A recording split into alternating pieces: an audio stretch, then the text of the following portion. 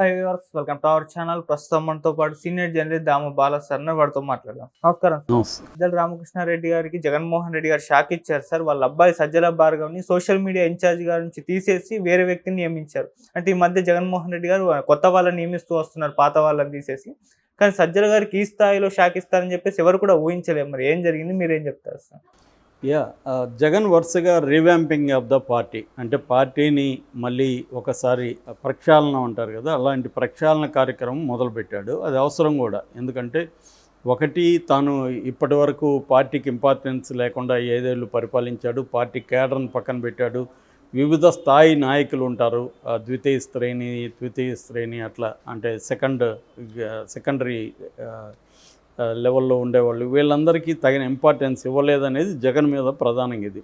అందుకని జగన్ ప్రధానంగా తన కోటరీలో సీఎంఓలో ఉన్న ధనంజయ రెడ్డి, అట్లాగే అడ్వైజర్గా ఉన్న సజ్జల రామకృష్ణారెడ్డి, వీళ్ళిద్దరి మీద డిపెండ్ అయ్యారు. వీళ్ళిద్దరేమో పొలిటీషియన్స్ కాదు. సో పొలిటీషియన్స్ కాకపోవడం వల్ల వీళ్ళిద్దరికి పాలిటిక్స్ అర్థం చేసుకొని, రకరకాల పొలిటికల్ న్యూయాన్సెస్ అర్థం చేసుకొని డీల్ చేసింది కాదు. వీళ్ళు గ్రౌండ్ లెవెల్లో రియాలిటీ వీళ్ళకి తెలియదు. సో వీళ్ళ మీద డిపెండ్ అయ్యి ఏ సమస్య ఉన్నా ధనంజయ రెడ్డి అన్నకి చెప్పు, లేకపోతే సజ్జల అన్నకి చెప్పు అని జగన్ చెప్పేయడం, వీళ్ళు వచ్చి వీళ్ళకి చెప్తే వీళ్ళు దాన్ని అర్థం చేసుకోవడంలోనే ప్రాబ్లం. జగన్ అర్థం చేసుకోవడం వేరే రకం ఉంటుంది, సజ్జలో ధనంజయ రెడ్డి అర్థం చేసుకునే వ్యవహారం వేరే ఉంటుంది. రెండోది, వీళ్ళు ఫ్రీగా కూడా వీళ్ళతో మాట్లాడలేరు. సో ఇలాగా రకరకాల ఇష్యూల్లో ప్రాబ్లం వచ్చింది. ఇప్పుడు ఓపెన్గానే చెప్తున్నారు. అందుకని జగన్ ఏం చేయాలి, ఇప్పుడు వీళ్ళని ఖచ్చితంగా మార్చాలి. ధనంజయ రెడ్డిని పక్కన పెట్టాలి, సజ్జల రామకృష్ణారెడ్డిని పక్కన పెట్టాలి. పైగా సజ్జల రామకృష్ణారెడ్డి కొడుకు సజ్జల భార్గవ రెడ్డిని సోషల్ మీడియా ఇన్ఛార్జ్ చేయడం కూడా ఎవరికి నచ్చలేదు. ఎందుకంటే అతనికి అంత ఇది లేదు, సజ్జల కోసమే సజ్జలకి ఇంపార్టెన్స్ ఇస్తున్నాడు కాబట్టి చేయడం అనేది. అంటే ఎవరికైనా ఒకరు రాజ్యాంగేతర శక్తిగా కనబడడం అనేది ప్రభుత్వానికి మంచిది కాదు. నిజానికి జగన్ చేసిన తప్పుల్లో అది ఖచ్చితంగా పెద్ద తప్పు. ఎందుకంటే ఇతను మినిస్టర్ కాదు, ఇతను ఒక 1 ఆఫ్ ద 40 మంది అడ్వైజర్లో ఇతను ఒక అడ్వైజర్ సజ్జల. ఆయనకి ఒక పాత్రికేయుడిగా మంచి ఎక్స్పీరియన్స్ ఉండొచ్చు, ఆయన లాయల్గా ఉండొచ్చు జగన్కి, కానీ అంతవరకే ఉండాలి. కానీ కంప్లీట్ అందరి మంత్రిత్వ శాఖల్లో ఆయన ఇన్వాల్వ్ చేసి ఆయన్ని సకల శాఖ మంత్రి స్థాయిలో పనిచేయనిచ్చడం, ఆయన ద్వారానే తను మాట్లాడాలనుకున్నది తను మీడియాతో మాట్లాడాలి తప్ప తనకి మౌత్ పీస్ లాగా ఇతను ఉపయోగించుకున్నాడు సజ్జల్ని. సో అది ఇప్పుడు నేను వెళ్ళి ఒకరితో ఒక డీల్ చేయడం వేరు, నా తరపున ఇంకొకరిని పంపించడం వేరు. సో నేను వెళితే ఒక పర్సోనా ఎఫెక్ట్ ఉంటుంది, దాని రిఫ్లెక్షన్స్ ఉంటాయి. వేరే వాళ్ళు వెళ్ళినప్పుడు అది ఉండదు ఎప్పుడైనా కూడా. అంటే సబ్ టెక్స్ట్ అంటాం అన్నమాట మామూలుగా. సో ఒక మాటకి సబ్ టెక్స్ట్ అనేది ఇంపార్టెంట్ లాగే మనిషి వెళ్ళినప్పుడు అతని ప్రజెన్స్ కూడా ఇంపార్టెంట్. అట్లాంటి తప్పులు జగన్ చాలా చేశాడు. మీడియాతో అసలు ఎప్పుడు ఇంటరాక్ట్ కాకపోవడం, ఏం చెప్పాలనుకున్న సజ్జల ద్వారా చెప్పించడం. అతను జగన్ అంటే జనంలో నుంచి వచ్చిన వ్యక్తి, తను మాట్లాడే పద్ధతి, తను దేనికి ఇంపార్టెన్స్ ఇవ్వాలి, ఏ మాటలో ఎలా మాట్లాడాలి, ఇవన్నీ జగన్కు ఉండే వ్యవహారం వేరు, సజ్జలకు ఉండే వ్యవహారం. సజ్జల ఏదంటే పొలిటీషియన్ కాబట్టి ఇప్పుడు అతను తగిన పర్సన్స్ని పెట్టడం, రాజకీయాలతో సంబంధం ఉండేవాళ్ళని పెట్టడం. ఇప్పుడు భార్గవ రెడ్డి కూడా సోషల్ మీడియా ఇన్ఛార్జ్ అంటే అర్థం ఏంటి? సోషల్ మీడియాకి సంబంధించిన నాలెడ్జి, టెక్నికల్ నాలెడ్జ్ ఉంటే సరిపోదు. ప్రజల జీవితాలకు సంబంధించిన నాలెడ్జ్ ఉండాలి, పాలిటిక్స్కి సంబంధించిన నాలెడ్జ్ ఉండాలి. ఇవన్నీ ఆ కుర్రాడికి రావడానికి టైం పడుతుంది. అతనేమి జనంలో పనిచేయలేదు. సో అలాంటి వాడిని తీసుకొచ్చి పెట్టడం కూడా వ్యతిరేకత వచ్చేసింది. అంటే చాలా విషయాల్ని చెక్ చేసుకోకుండా ఫాల్స్ని ఇంత ప్రమోట్ చేయడం, దానివల్ల నెగిటివ్ ఎఫెక్ట్ రావడం, ఇవన్నీ చాలా విషయాల్లో దొరికిపోవడం, ఇది జరిగింది. అందుకని వ్యతిరేకత వచ్చింది. మామూలుగా అయితే నాగార్జున యాదవ్ని పెడదామని అనుకున్నారు, బైరెడ్డి సిద్ధార్థ రెడ్డిని పెడదాం అనుకున్నారు. కానీ కారుమూరి నాగేశ్వరరావు వాళ్ళ కొడుకు, ఆయన అక్కడ వెస్ట్ గోదావరిలో వైసీపీ నాయకుడు, వాళ్ళ అబ్బాయి కారుమూరి సునీల్ కుమార్ యాదవ్ని దీనికి ఇన్ఛార్జికి పెడుతున్నాడు. ఆ అబ్బాయి ఎప్పటి నుంచో సోషల్ మీడియాలో యాక్టివ్గా ఉన్నాడు, పొలిటికల్గా అండర్స్టాండింగ్ ఉంది, బీసీ కులం నుంచి వచ్చాడు. కాబట్టి అతను కరెక్ట్ క్యాండిడేట్ అని జగన్ ఇప్పుడు అతన్ని పెడుతున్నట్టు. ఎందుకంటే ఇప్పుడు social media very very important జగన్కి. ఎందుకంటే తెలుగుదేశం కూటమి బలం ఏంటంటే మెయిన్ స్ట్రీమ్ మీడియా చాలా స్ట్రాంగ్ తెలుగుదేశంకి ముందు నుంచి కూడా.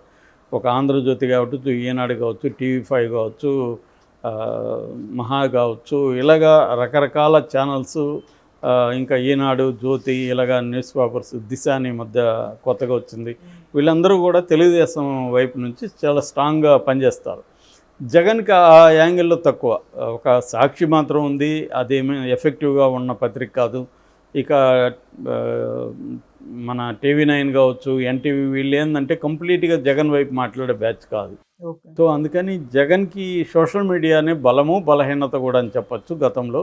ఇప్పుడు దాన్ని సోషల్ మీడియాని చాలా స్ట్రాంగ్గా చేసుకోవాలి. రెండవది, సోషల్ మీడియాలో ఎవరు యాక్టివ్గా ఉన్నా కేసులు పెట్టే అవకాశం ఉంది. ఆల్రెడీ చంద్రబాబు అండ్ వాళ్ళ మీడియా ఒక క్యాంపెయిన్ స్టార్ట్ చేసింది.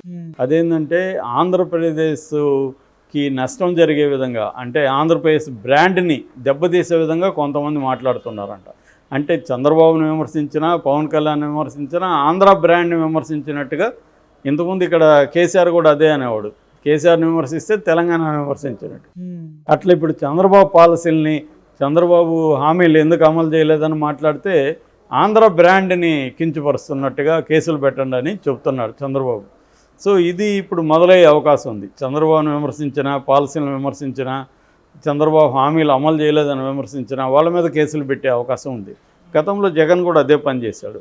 కాబట్టి ఇప్పుడు ఆ కేసుల్ని తట్టుకోవాలి, పొలిటికల్గా రేపొద్దున జైలుకి వెళ్ళాల్సి వస్తే రెడీ కావాలి. ఇలాంటి వాళ్ళే సోషల్ మీడియాలో ఉండాలి. ఇలాంటి వాళ్ళతో పాటు వాళ్ళకి ఇతర క్వాలిటీస్ కూడా ఉండాలి. రెండవది, ఒకసారి ఎవరైనా జైలుకి వెళ్తే ఇమీడియట్గా రీప్లేస్ చేయడానికి ఆల్టర్నేటివ్ టీం కూడా పెట్టుకుంటూ రావాలి ఎక్కడికక్కడ. అంటే సెకండరీ స్థాయి టీం కూడా బలంగానే ఉండాలి. ఒక ఫస్ట్ లేయర్ అరెస్ట్ అయ్యి జైలుకి వెళ్ళి వాళ్ళు రావడానికి టైం పడితే సెకండ్ లేయరు ఇమీడియట్గా తీసుకోవాలి. రెండోది, అగ్రెసివ్గా వెళ్ళాలి. మూడవది ఏంటంటే ఏదంటే అది చేసేయకూడదు. జనంలో దీని రిఫ్లెక్షన్ ఎలా ఉంటుంది, ఇదంతా కొంత ఎక్స్పీరియన్స్, స్టడీ, రీసెర్చ్ ఇవన్నీ ఉండే టీము ఉండాలి.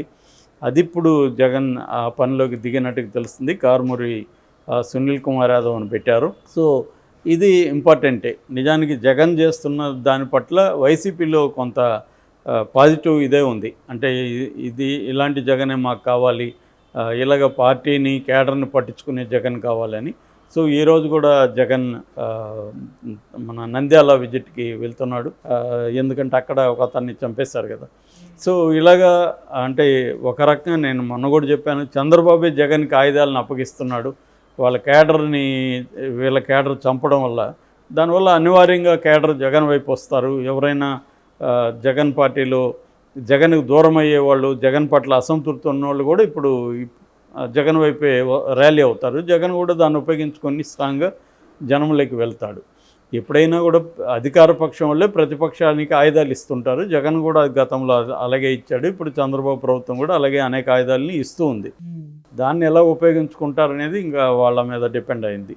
సో ఈ క్రమంలో సజ్జల రామకృష్ణారెడ్డి రోల్ని తగ్గించేయడం, సజ్జల భార్గవ రెడ్డి లాంటి వాళ్ళని, అంటే ఇది ఫ్యామిలీ ప్యాక్ లాగా వాళ్ళని అన్నిట్లో పెట్టడం అనేది కూడా జగన్కి ఇబ్బందికరమైంది. అట్లాగే వేరే వేరే ప్రాంతాల్లో కొంతమందిని, ఇప్పుడు వైజాగ్లో వెళ్ళి ఎస్వి సుబ్బారెడ్డి డామినేట్ చేయడం, చెవిరెడ్డి అనేక చోట్ల పోయి డామినేట్ చేయడం, ఇలాంటివి కూడా ఇబ్బందికరంగా పరిణమించాయి. అంటే ఇప్పుడు లోకల్గా ఒక నాయకుడు ఎప్పటి నుంచో ప్రజల్లో వచ్చి పైన వచ్చినప్పుడు అదేమీ లేని ఒక నాయకుడిని ఆ నాయకుడి మీద పెడితే, ఆ నాయకుడు పోయి అక్కడ కంట్రోల్ చేస్తే, ఆ నాయకుడు ఒకవేళ తట్టుకున్నా కూడా కేడరు వాళ్ళ ఫాలోవర్స్ తట్టుకోరు. వాడెవడో, వాడికి ఏం సంబంధం అన్నా వాడొచ్చి నిన్ను కంట్రోల్ చేయడం ఏంటి అని అనుకుంటారు. సో ఇటువంటి అంశాలన్నింటినీ జగన్ ఇప్పుడు పట్టించుకుంటున్నట్టుగా తెలుస్తుంది. ఎందుకంటే ఇప్పుడు రివ్యూ మీటింగ్లు వేసుకుంటున్నారు, ఎక్కడికెక్కడ ఓటమికి కారణాలని వింటున్నాడు జగన్, ఇటు కేడర్తో మాట్లాడుతున్నాడు. దీనివల్ల ఏమవుతుందంటే ఎక్కడ మనం మిస్టేక్స్ చేశాము, మన వైపు నుంచి ఏం తప్పులు జరిగాయి, దీన్ని ఎలా కరెక్ట్ చేసుకోవాలి. అంటే ఏదైనా అల్టిమేట్గా పొలిటికల్ పార్టీ అనేది కేడర్ బేస్డ్ పార్టీ ఇంపార్టెంట్, కేడర్ని కాపాడుకోవడం ఇంపార్టెంట్. అట్లాగే డిఫరెంట్ లేయర్స్ లీడర్షిప్ని సేఫ్ గార్డ్ చేసుకోవాలి, డెవలప్ చేసుకోవాలి. నిరంతరం ఈ ప్రక్రియ ఉంది, వాళ్ళకి ఇంపార్టెన్స్ ఇవ్వాలి. ఇప్పుడు ఏంటంటే తెలుగుదేశం వాళ్ళు చాలా అగ్రెసివ్గా ఉన్నారు, వాళ్ళు దాడులు చేస్తున్నారు, కేసులు పెడుతున్నారు, కొన్ని చోట్ల ఫైనాన్షియల్గా దెబ్బతీస్తున్నారు, కొన్ని చోట్ల ప్రలోభాలకు గురి చేస్తున్నారు. దీన్నంతా వీటన్నిటి నుంచి